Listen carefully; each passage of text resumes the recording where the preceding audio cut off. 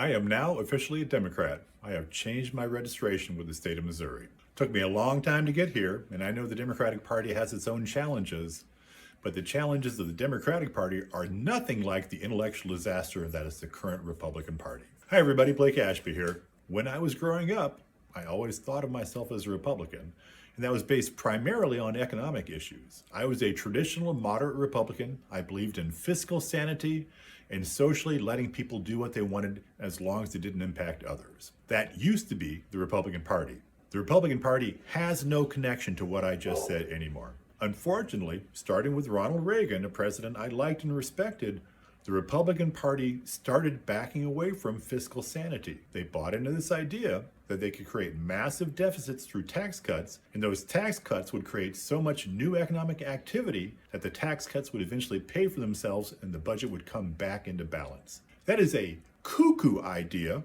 It has never worked in history. It doesn't work on paper, and so our country has been running large deficits almost every year since Ronald Reagan was president. So in my old version of republicanism, nothing was more important than running a balanced budget. Budget deficits were stealing from children, morally wrong, and bad for our economy.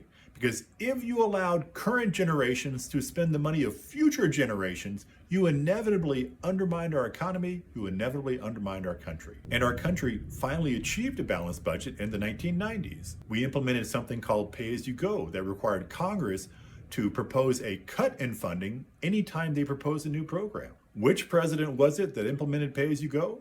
Which president was it that had our last balanced budget? It was Democrat Bill Clinton. And unfortunately, it was the next Republican president, George H.W. Bush, who blew up pay-as-you-go and put us on the path to the massive deficits we have right now.